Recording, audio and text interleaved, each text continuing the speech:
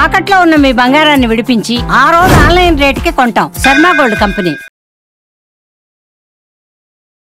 అందరికీ నమస్కారం. నా పేరు మాధురి. మీరు చూస్తున్నది సుమన్ టీవీ నెట్వర్క్. మనలో చాలా మంది రోజు దేవుడికి దీపం పెడుతున్నాం, దండం పెడుతున్నాం, నైవేద్యం పెడుతున్నాం, కానీ ఆయన ఆశీస్సులు మాత్రం మన మీద ఉండట్లేదు. మనం ఎప్పుడు కూడా అవే కష్టాల్లో కూరుకుపోయి ఉన్నాం. ఇలా ఎంతమంది అనుకుంటారు? ఆల్మోస్ట్ ప్రతి ఒక్కళ్ళు కూడా అనుకుంటూనే ఉంటాం కదా. అయితే లోపం ఎక్కడదండి? దేవుళ్ళలో ఉంటుందా, లేదంటే మనం చేసే పద్ధతిలో, విధానంలో ఉంటుందా? మరి దీని గురించి మనకు తెలియజేయడానికి మనతో పాటు ఉన్నారు ప్రముఖ జ్యోతిష వాస్తు పండితులు బ్రహ్మశ్రీ తిరుపతిమూర్తి అవధాని గారు. నమస్కారం గురువు గారు. ఓం శ్రీ మహాగణాధిపతయే నమః. గురుగారు, ఎందుకు గురుగారు ఎంత దేవుడికి దండం పెట్టుకున్నా, పూజలు చేస్తున్నా, ఎందుకు ఆయన మమ్మల్ని కరుణించట్లేదు, అనుకున్న ఎందుకు తీరట్లేదు మాకు? ఆయన అసలు మిమ్మల్ని ఎందుకు కరుణించాలండి? రోజు దండం పెట్టుకుంటున్నాం, దండం పెట్టుకుంటే ఆయన బిడ్డలం కదండి. కరెక్టే. ఆయన కరుణించకపోతే మనం ఇలా ఉన్నామా? మరి అంటే కష్టాలు కరుణ ఉన్నాయి. అంటే ఏంటి? కరుణ అంటే ఎలాంటి బాధలు లేకుండా, అప్పులు లేకుండా, పిల్ల పాపలతో సంతోషంగా ఉండడం కదా. మీకు వచ్చేటువంటి సంపాదన ఎంతైతే ఉంటుందో ఆ సంపాదనలో జాగ్రత్తగా సర్దుకుంటూ వెళ్ళేదైతే మీకు అప్పు ఉంటుందా? ఉండదుగా. పులిని చూసిన అక్కవాత పెట్టుకుంది అని చెప్పి వాడెవడో కారు కొన్నాడు, నేను అంతకన్నా పెద్ద కారు కొన్నారని చెప్పి మన దగ్గర ₹1,00,000 ఉంటే 10 లక్షలు పెట్టి అప్పు చేస్తే మీకు వచ్చే సంపాదన మొత్తం అప్పు తీరడానికే, లోనికే కట్టుకుంటే కుటుంబం కట్టడానికి ప్రతి నెల అప్పులు చేసుకుంటూ వస్తున్నారు. తప్పెవరిది? అదే. దానికి భగవంతుడు ఎందుకు చూడాలి? ఆయనకి పని పట్టలేదా? ఎవరు అప్పు చేస్తున్నారు, ఎవరు గొప్పల కోసం పరిగెడుతున్నారు, ఎవరు గొప్పల కోసం వీళ్ళు తెప్పలు పడుతున్నారు, వాళ్ళందరూ చూసి బాగు చేయడం ఆయన పనే. ఏమండి, దేశంలో ఎంతోమంది ఉదాత్త స్వభావం కలిగిన వారు ఉన్నారు, పరోపకారం చేసేవారు ఉన్నారు, 10 మందికి అన్నం పెట్టేవారు ఉన్నారు. ఎంతోమంది అందరినీ చూస్తూ రావాలి ఆయన భగవంతుడు. ఎందుకంటే మీరు అన్నారు ఒక మాట, అందరూ పిల్లలే అని. ఒక కోడి, నాకు ఒక 5 పిల్లలు ఉన్నాయి. ఆ కోడి ఏం చేస్తుందంటే వాటిని వస్తుంది, పైనుంచి గద్ద వస్తుంది. ఆ విషయం కోడి తెలుసు, పిల్లల్ని ఎత్తుకుపోతుందని చెప్పి ఏదో చుట్టూ వస్తుంది. అప్పుడు ఆ కోడి పిల్ల అతి తెలివితేటలు ఎక్కువయ్యి, గ్రద్ద వస్తే నువ్వు నన్ను కాపాడేస్తావా? గ్రద్దలాగా గాల్లోకి ఎగరగలవా నువ్వు? నీకంత షీరిందా? నన్ను కంటే మాత్రం నా మీద హక్కులు నీవే అని చెప్పి రక్కలోంచి దూరి బయటకు వచ్చేసింది. అమాంతం గద్దొచ్చి తన్నుకుపోయింది. ఇప్పుడు ఈ కోడి దానికోసం ఫైట్ చేయాలా, ఉన్న వాటిని కాపాడుకోవాలా? ఉన్న వాటి గురించి కాపాడుకో. భగవంతుడు అదే పని చేస్తున్నాడమ్మా. భగవంతుడు అదే పని చేస్తున్నాడు. వద్దు అంటే మాట వినలా, బయటికి వెళ్ళావు, అమాంతం గద్దెత్తుకుపోయింది. ఆ పిల్ల కోసం ఈ కోడ ఫైట్ చేస్తే వెనకాల వచ్చే గద్ద ఈ పిల్లల్ని ఎత్తుకుపోతుంది. కాబట్టి దానికి మనం ఏం చేయలేము. ఇంకా ఉన్న వాటినైనా కాపాడుకోవాలి. కాబట్టి ఉన్న వాళ్ళని కాపాడే ప్రయత్నం చేస్తాడు భగవంతుడు. మాట వినలా. ఎందువలన మన సంపాదన ఎంత వీళ్ళకి అర్థం కావాలి. నేను ఎప్పుడు పూజలు చేస్తా, ఎప్పుడు పురస్కారాలు చేస్తా అంటే, ఎందుకు చేస్తున్నావు? ఏది కొరకుండా ఏది చేయట్లేదుగా. నాకు అది కావాలి, ఇది కావాలి, ఇది కావాలని చేస్తున్నావుగా. ఏం చేసినా కడుపు నిండా భోజనం చేస్తున్నావు, తెల్లారికి నీ కడుపులో ఉంటుందా? అది లేదు, మరి ఉండదు. అటువంటిది ఇది కావాలి, అది కావాలి, అది కావాలి, నువ్వు ఎలా ఆరాధన చేస్తున్నావు? నీకు నిత్య విధానంలో ఒక విధానం, నిద్ర లేవటం, స్నానం చేయటం, అన్నం వండుకోవటం, ఇవన్నీ ఎట్లానో అలా దీపారాధన చేయటం, నమస్కారం చేయటం ఒక విధానం. ఆయన అనుగ్రహం లేకుండానే ఇంత బిందుగా కడుపులో పడి, ఇంత చుక్కగా కడుపులో పడి, ఇంత పిండంగా ఎదిగి, ఇంత రూపంలో బయటకు వచ్చి ఇంత మనిషి అయ్యావా? ఇదంతా ఆయన అనుగ్రహం లేకుండా జరిగిందా? అవునండి. కడుపులో ఉన్నప్పుడు ఆహారం ఎవరు పెట్టారు? శ్వాస ఎవరు ఇచ్చారు నీకు? ఎట్లా ఇచ్చారు? ఇంతంతే పిండం, ఇది ఇంత యోగా. డాక్టర్ ఇవాళ నీకు డేట్ ఇచ్చారు, అనుకోకుండా ఇంకో 3 రోజులు ఆగాల్సి వచ్చింది. ఆ 3 రోజుల లోపల నువ్వు తిరుగుతూనే ఉన్నావుగా, తంతూనే ఉన్నావుగా, శ్వాస పీలుస్తూనే ఉన్నావుగా, ఏదో ఒకటి ఆహారం లోపలికి వెళ్తూనే ఉందిగా. ఎక్కడి నుంచి వెళ్తుంది? ఇది ఆయన కాదా ఇచ్చేది? ఇచ్చిన దానికి మనం చేసేది కృతజ్ఞత ఏముందండి? ఇది ఇవ్వలేదని మాత్రం ఆయన నెగడేస్తున్నాం. ఆయన ఇచ్చిన దానికి మనం చూపించే కృతజ్ఞత ఏముంది? ఏమన్నా ఉందా?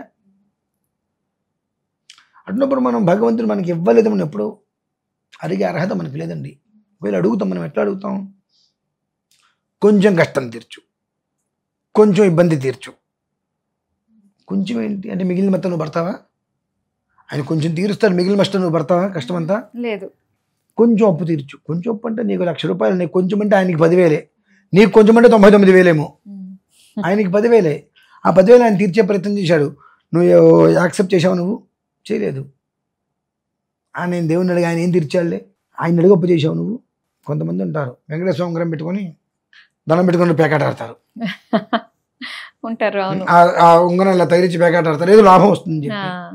ఇంతటి దరిద్రమైన ఆలోచనలు ఉన్నప్పుడు భగవంతుడు నీ ఎందుకుంటాడు అసలు? అంత అవసరం ఏముందండి? ఉందా? నువ్వు భగవంతుణ్ణి నీ నిత్య విధానంలో భాగంగా నమస్కారం చేయడం మొదలుపెట్టు. ఆయన ఇవ్వాల్సింది ఏదైతే ఉంటుందో నిత్య విధానంలో నీకు ఇచ్చుకుంటూ వస్తాడు. అంతేకాని నేను అడిగిందే నాకు ఇవ్వలేదు ఏదో ఇచ్చాడంటే, నువ్వు అడిగింది నీకు మంచిది నువ్వు అనుకున్నావు, నీకు మంచిదో కదా ఆయనకి తెలుసుగా. అవును, ఆయనకి తెలిసినప్పుడు నీకు మంచిదో కదా తెలుసుకుని అదే ఇస్తాడు. నువ్వు దాన్ని ఎందుకు కాదంటున్నావు? తెలుసుకోవాలి. ఎంతసేపటికి నాకు అన్నీ తెలుసు అంటావు. ఏం తెలుసు? తీరా ఏం తెలుసు అంటే మళ్ళీ ఏమీ తెలీదు, అన్నీ మొదలే. కాబట్టి ఏంటంటే మనకి ఏం తెలుసు అని కాదు, ఎంత తెలిసినా భగవంతుడి విషయంలో మనం ఎంత తగ్గి ఉంటే అంత మనకి మంచిది. నెలకో 2 నెలలకో నీ కష్టం వచ్చినప్పుడు భగవంతుడు ధ్యానించడం కాదు, ప్రతినిత్యం ఒక 5 నిమిషాలు భగవంతుడిని ధ్యానం చేయడానికి సమయం కేటాయించు. జన్మలో కష్టం నీ దగ్గరికి రాదు కదా, సమస్య నీ దగ్గరికి రాదు కదా. ఇందువలన నీ దగ్గర డబ్బు ఉందనుకో, 4 గన్మ్యాన్లను పెట్టుకుంటావు, 4 బౌన్సర్లను పెట్టుకుంటావు, 4 విధానాలను పెట్టుకుంటావు. నీ దగ్గరికి రావాలంటే 5 దాటి నీ దగ్గరికి రావాలి అంటే ఫుల్ సెక్యూరిటీలో ఉన్నట్టే. సో అలానే రోజుకి 5 నిమిషాలు భగవంతుని ఆరాధన చేయడం మొదలుపెట్టు.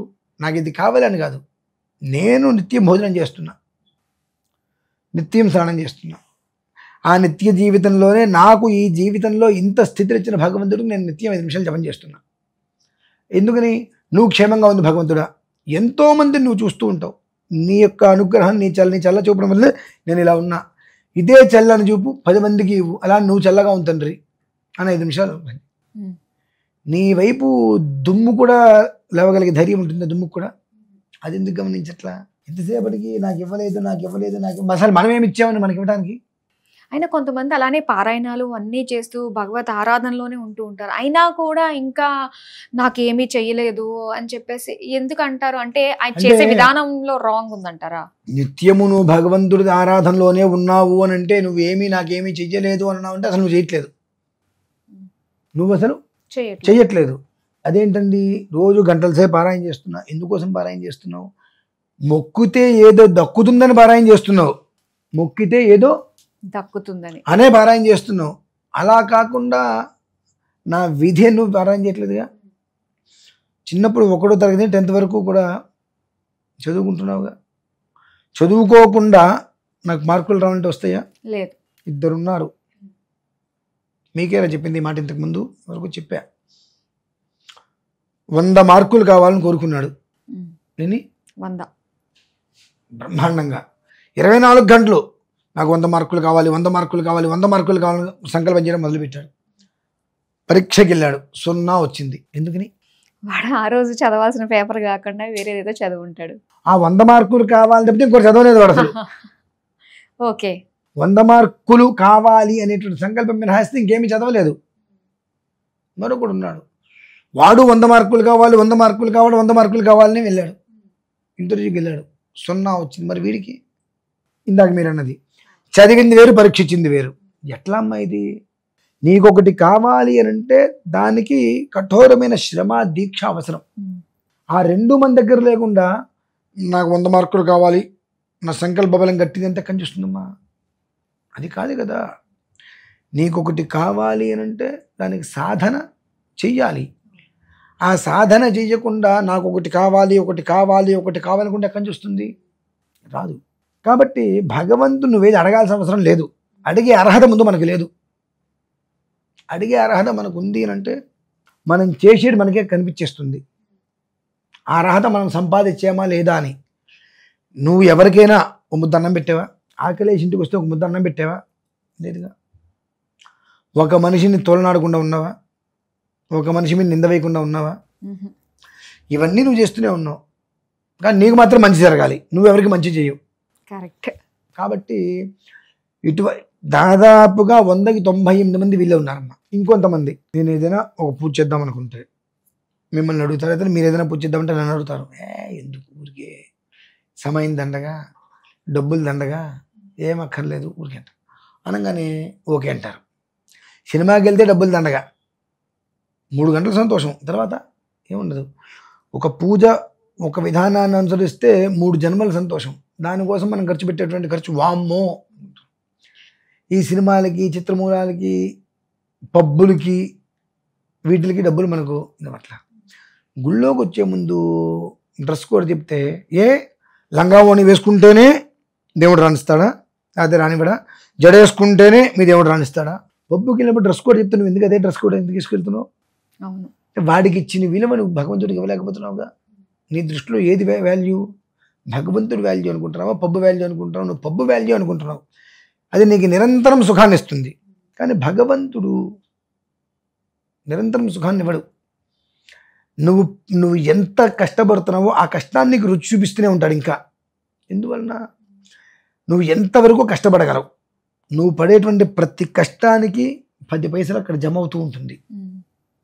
మనం ఏం చేస్తాము, చివరి వరకు వస్తాం. 1000 కొబ్బరికాయలు కొడతాను మొక్కుకున్నాడు, శివుడు కనిపిస్తే 999 కొబ్బరికాయలు కొట్టేశాడు. శివుడు అన్నమాట ప్రకారము చాలా జాగ్రత్తగా, ఎక్కడా ఆవేశపడకుండా, ఈ కొబ్బరికాయ కొట్టే ముందు దాన్ని ఎలా పట్టుకోవాలి, దాని కన్ను పైకి ఉండాలి, కిందకు ఉండాలి, పక్కకు ఉండాలి, ఎలా ఉండాలి, ఎలా కొడితే కాయ మధ్యకి 2 ముక్కలు అవుతుంది, ముక్కలు కాకుండా అంత జాగ్రత్తగా ఇన్ని కాయలు కొట్టాడు. మనం ప్రత్యక్షం అవుదా అని చెప్పి శివుడు అలా ఆ లింగంలోంచి బయటకు వస్తుంటే, ఇన్ని కాయలు కొడుతూ ఇంకా నా దగ్గరికి రా అని చెప్పి 1000 కాయ తీసుకుని ఆయన నెత్తి మీద కొట్టాట. మనం చేసే పనులను అలానే ఉంటుంది. ఇలా మనకు ఫలితాలు ఎందుకు వస్తాయి మరి? కాబట్టి ఇది గ్రహించుకోవాలి. నిత్యం దీపారాధన చేస్తున్నాను, నాకు ఫలితం రావట్లేదు, నిత్యం పూజ చేస్తున్నాను, ఫలితం రావట్లేదు, నిత్యం అన్నం తింటున్నావు, కడుపులో ఉంటుందా? లేదుగా. ఎందుకని? నిత్యం అన్నం తింటే కడుపులో నీకు వెళ్ళిపోతుంటే నిత్యం అన్నం తింటూ ఉన్నావు నువ్వు. అలానే ఏ రోజుకి ఆ రోజు భగవంతుడికి నిత్య విధానంలో ఆరాధించాల్సిందే. ఎంతవరకు ఆరాధించాలి? ఆ భగవంతుడికి నీ యందు సహృద్భావం కలగాలి. అది కలగాలంటే నెల పట్టచ్చు, 2 నెలలు పట్టచ్చు, 3 నెలలు పట్టచ్చు, 10 ఏళ్ళు కూడా పట్టచ్చు. నీ ఓపిక. నీకు ఉద్యోగం కావాలంటే 100 ఇంటర్వ్యూలకు వెళ్తున్నావుగా, ఇలా కూర్చుంటున్నావుగా, కూర్చోట్లేదా? వాడెవడో కంచరాగానే సార్ లేచి నిలబడుతున్నావుగా. ప్రతి అడ్డమైన ప్రతి వెధవ అడిగే ప్రతిదానికి నువ్వు ఇంటర్వ్యూ సమాధానం చెప్తున్నావుగా. నీకు అర్హత ఉందో లేదో విషయం పక్కన పెడితే నీకు 100 ఇంటర్వ్యూలకి నువ్వు తిరుగుతూనే ఉన్నావుగా. నాకు రావట్లేదు, ఓపిక అయిపోయి ఇంట్లో కూర్చుంటావు లేదుగా. అలాగే భగవంతుడు కూడా రుణం తీరే వరకు మనం శ్రమ పడాలమ్మా. ఆయన మనకు రుణపడాలి. అలా నువ్వు చేయగలిగితే, అలా చేయగలిగితే ముక్కు పుసుకుని కూర్చోక్కర్లా. రోజు 5 నిమిషాలు, ఇవాళ 5 నిమిషాలకి నువ్వు కూర్చుంటే, అంటే 7 గంటలకి ఇవాళ నువ్వు భగవంతుడి దగ్గర కూర్చున్నావు, రేపు 7ంటికే కూర్చో. ఎట్లా అయితే కనుక ఇవాళ స్టూడియోలోకి కానీ జాబులకు కానీ వచ్చే వాళ్ళకి తమ్ము అనేటువంటి పెడుతున్నారు, మొహం చూపించడాలు, తమ్ము నొక్కంగానే టైం పడుతుంది అక్కడ.